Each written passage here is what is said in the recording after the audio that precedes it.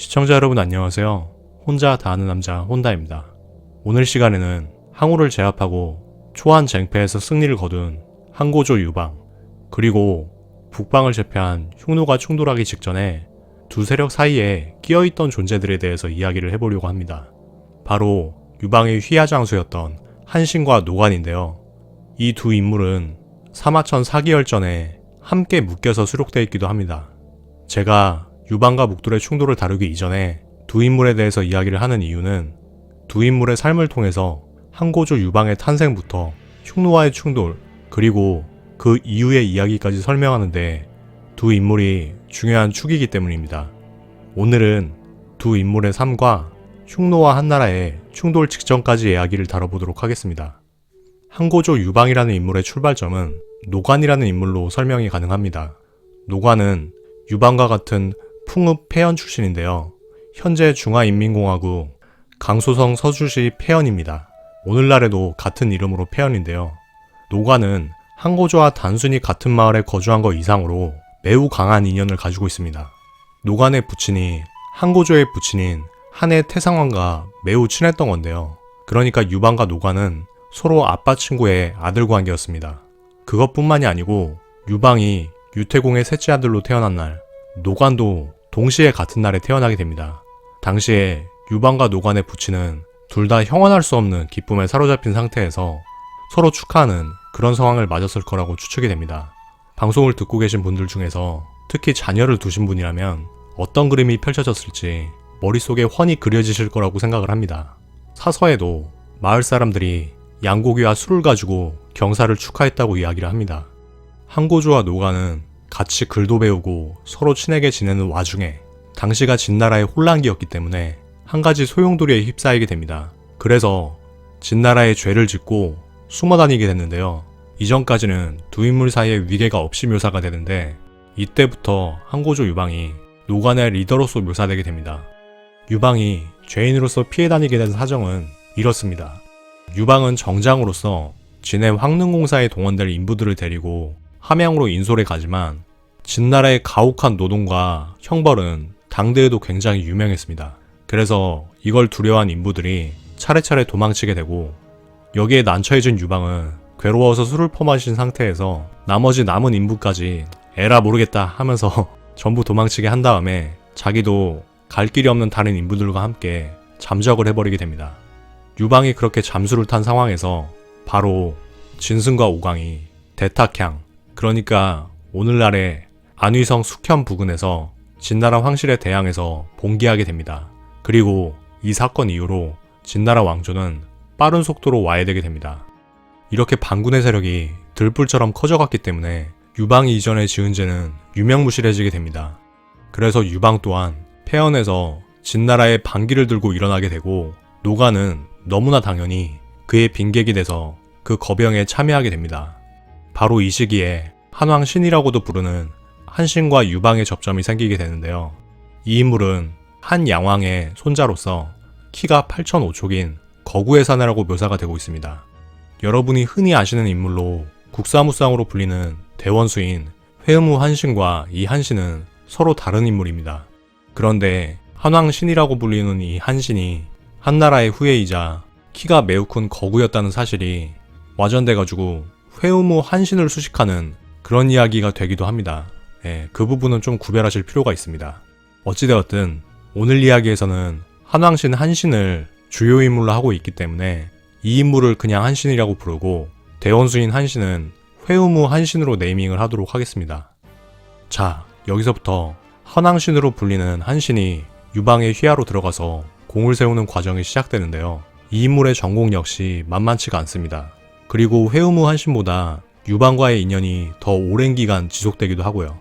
남과 북에서 각각 거병한 항우와 유방은 진나라 수도 함양으로 발빠르게 진격하게 됩니다. 승자 독식, 그러니까 함양에 먼저 도달한 사람에게 모든 권세와 영광이 돌아가게 되는 일종의 성취 경쟁이 약속됐기 때문인데요. 이 시기에 유방은 모사 장량에게 한나라의 옛 땅을 공략하게 합니다. 그리고 한신은 한나라의 고토를 공략하던 장량에게 등용되게 됩니다. 그리고 함양으로 향하는 태공 유방을 쫓아서 무관으로 들어가게 된다는 것이 유방을 따르게 된 첫 번째 장면입니다. 여기서 무관은 당시 중국의 관중 지방을 동부 지방과 연결하는 통로에 있던 관문이죠. 함곡관과 역할은 비슷했지만 함곡관보다는 좀 더 남쪽에 있는 루트였습니다. 이후 유방은 먼저 함양에 입성했음에도 불구하고 40만 대군을 몰고 온 항우의 위세에 눌리고 또 생존을 구걸하기 위해서 항우와 해견한 홍문현에서 간신히 목숨을 건져가지고 함양에서 물러나게 되죠. 그리고 결국 당대에는 벽지였던 서천 지역을 통치하는 한중왕으로 봉해지게 되는데 이때 한신도 함께 사천지방으로 들어가게 됩니다. 한고조의 시작부터 함께했던 노관도 당연히 한고조와 함께했고요. 한중에 따라서 장군이 된 이후에도 늘 유방의 시중을 들었다고 이야기를 합니다. 이 시기에 소아의 건의에 따라서 회음우 한신이 등용되기도 하지만 이때 한왕신 한신 또한 유방이 다시 항우와의 결전에 임하도록 중요한 진언을 하게 됩니다. 당시에 한중왕이 돼서 사천지방으로 들어간 유방에게 한신은 이런 이야기를 합니다. 항우는 장수들을 가까운 땅에 왕으로 봉했습니다. 하지만 대왕만 홀로 이곳에 있으니 이는 명백한 좌천입니다. 대왕의 병사 모두 산동지방 출신으로 발돋움하며 고향으로 돌아가고자 합니다. 칼날을 동쪽으로 향하면 천하를 다툴 수 있습니다. 당시에 여러 공신들이 그렇기도 했지만 한신 또한 항우와의 투쟁을 건의하게 되고 결국에 유방은 충분히 국력을 기르고 군비를 축적한 이후에 항우와의 대결에 나서게 됩니다. 이때 당시에 유방은 항우와의 대결 과정에서 한신을 출신지 한나라의 태위로 삼고 한나라를 회복하게 합니다. 유방의 용인술이 인물이 가지고 있는 내적인 동기, 그러니까 한나라 왕족으로서 한나라를 회복하고자 하는 그런 동기와 한나라 왕족이라는 출신에서 비롯한 인물의 역량에 최적화된 형태의 기용으로 나타나는 그런 여러 가지 애 중에 하나라고 할 수가 있습니다. 동시에 노관도 태위로 임명돼가지고 유방을 늘 수행하면서 유일하게 유방의 침실까지 출입하게 됩니다. 당시 노관이 유방의 침실을 출입할 수 있었던 것은 소아나 조참 같은 다른 최고참 공신을 넘어서는 총애였습니다. 유방의 출생부터 함께한 친구이기 때문에 거기에 걸맞는 친분과 애정이 두터웠을 거라고 생각이 되고 이 때문에 장안후, 그러니까 진나라의 옛수도 함양 땅의 이름을 딴 자기까지 받게 됩니다. 여기서 두 인물에게 수여된 태위라는 직위는 삼공의 하나로서 고대 중국에서 군사 부문을 담당한 고위직 관리라고 할 수가 있습니다. 일반적인 평시에는 실권이 없는 명예직에 가깝다고 이야기를 하지만 명예직에 가까운 만큼 전시에는 중견 지휘관에게 남발할 수 있는 그런 인사가 아니었을까 싶습니다. 초안쟁패가 본격적으로 시작된 한나라 고조 2년에 한신은 한나라의 10여 개 성을 공략해가지고 평정하게 됩니다. 그리고 본대인 유방이 하남 지방에까지 이르렀을 때 한신은 항우가 한왕에 임명해서 급파한 정창이라는 인물을 양성에서 공략하게 됩니다. 그리고 유방은 정창이 항복한 이후에 한신을 정창 대신에 한왕으로 봉하게 됩니다. 그래서 이때부터 이른바 한왕신이라는 아이덴티티가 이 인물에게 붙게 되는 겁니다. 그리고 한신은 이후로도 계속 한왕으로서 한나라 군대를 이끌고 꾸준히 유방을 수행하게 됩니다. 유방이 세력을 확대해가면서 점차 강대해져가는 것을 항우가 그저 지켜볼 리가 만무했습니다. 그래서 유방이 평양까지 진출한 상황에서 항우가 이 평양을 급습해서 포위하는 상황이 벌어지게 됩니다. 이 시기가 유방이 초안쟁패에서 맞은 가장 큰 위기 중의 하나였죠. 한고조 3년에 유방은 자신의 모습을 가장한 신하 기신의 희생을 통해서 평양을 빠져나가게 되고 한왕 한신과 주가 같은 장수들이 대신 평양을 수비하게 됩니다. 항우는 압도적인 군세를 바탕으로 평양에 맹공을 가하게 되고 결국 한신은 항복하지만 곧바로 다시 유방에게 귀의하게 됩니다. 그리고 또 유방은 다시 한신을 한왕으로 봉하게 되죠. 이렇게 항우는 적을 무릎 꿇게 하고도 자신이 등을 돌리자마자 상대가 일어서서 항우의 등 뒤에 칼을 들이대는 그런 궁지에 지속적으로 몰리게 되고 이 사례는 그러한 많은 사례 중에 하나로서 어쩌면 항우의 패망을 사전에 보여준 거라고도 할 수가 있겠죠.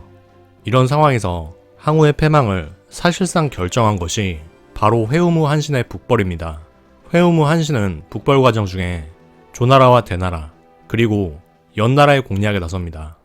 그런데 사실 이 시기쯤 돼서 흉노는 북방에서 동서남북의 정리를 어느 정도 마치고 남쪽의 정세에 보다 깊숙이 개입해 있었습니다. 그 사정은 이랬는데요. 유방이 연나라를 공격하기 이전에 항우는 장도라는 인물을 연왕으로 임명하고 이 인물이 연왕으로서 요동까지 병합을 하고 있었습니다. 이후에 연왕 장도는 한의 원수인 회우무 한신의 맹공을 받게 되고 위기에 몰린 장도의 아들 장현이 흉노의 힘을 빌어가지고 한나라의 반격을 가하려고 했습니다. 하지만 흉노의 묵돌은 이 시기에 손을 내민 연나라와 인근에 있던 대나라를 오히려 공격하게 됩니다. 제가 여태까지 묘사한 무자비하면서 철저히 실리적인 묵돌의 모습을 아시는 분이라면 크게 놀랍지 않은 모습이라고 보실 수도 있는데요. 손을 내민 상대하고 악수를 하면서 반대편 손으로 비수를 꺼내서 상대의 가슴에 꽂는 그런 모습이라고 할 수가 있죠. 묵돌은 초한쟁패에 아주 적극적으로 개입되어 있진 않지만 영과 대를 공격하면서 이 두 국가를 흔들게 되고 이 둘 중에서 대나라는 자신들의 상국인 조나라와 함께 회우무 한신의 공격으로 멸망하게 됩니다. 그리고 연나라 또한 기세가 눌려가지고 회우무 한신이 보낸 사신에게 항복하게 되죠. 거기에 이어서 회우무 한신은 명장 용절을 격파하고 제나라까지 평정하면서 한의 승세를 더욱 굳히게 됩니다. 결국 이후에 유방의 본군은 회우무 한신 그리고 팽월의 연합군과 함께 해야에 집결해서 항우에게 최후의 일격을 가하게 되고 항우는 결국 이 해야에서 자결하면서 패망하게 됩니다. 한편 노간의 경우는 항우의 패망 이전까지 사실상 유의미한 활약상이 거의 묘사되지 않습니다. 그리고 노간의 활약상은 주로 마치 바둑에서의 사석 처리처럼 유방의 세력이 항우를 제압한 이후에 뒷정리에 많이 집중되어 있습니다. 먼저 별장으로서 항우의 패망 이후에도 유방에게 항복하지 않는 임강왕 공의를 격파했다는 기록이 있습니다. 여담으로 이 이후의 임강의 지명은 우리에게 보다 익숙한 남군으로 바뀌게 됩니다. 그리고 앞서 한신에게 항복했다가 다시 한나라의 반기를 든 연나라왕 장도를 유방의 친정군과 함께 정벌해서 생포하게 됩니다. 이런 식으로 유방이 천하를 평정하고 뒷정리까지 마친 다음에 율씨가 아니면서 왕이 된 인물이 7명이 있었습니다. 그 인물 중 하나가 한왕신이었고 유방은 전시에 한왕으로 임명한 한신을 부절을 쪼개는 과정을 통해서 정식으로 한왕에 봉하고 영천, 그러니까 삼국지의 허도 혹은 허창 위치를 수도로 삼게 합니다. 유방은 노간까지도 왕으로 삼고 싶었지만 군신들이 불만을 가질까봐 그만두었다는 기록이 있습니다. 이걸 통해서 노간의 공이 다른 공신들에 비해서 그렇게 크지는 않았다는 걸 짐작을 할 수 있는데요. 그럼에도 유방을 수행한 많은 신하들은 이미 눈칫밥이 백단이었기 때문에 유방과 굉장히 가까웠던 노간에 대해서 이렇게 두둔하게 됩니다.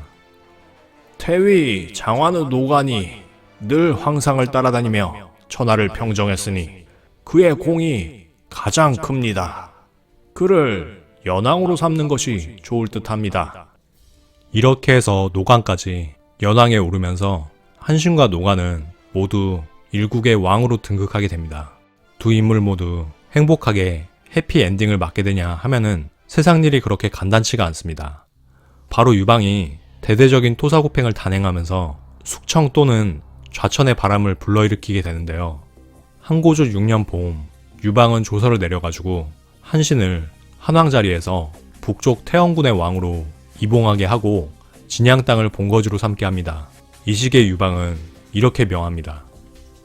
한신처럼 군사적인 재능이 있고 용맹스러운 자는 북쪽으로 공과 낙에 가깝고 남쪽으로는 완과 섭에 가까우며 동쪽으로는 회양이 가까이 있어 천하의 사나운군대만 득실되는 태원 같은 곳 정도가 돼야 왕노릇을 하는 맛이 날 것이다.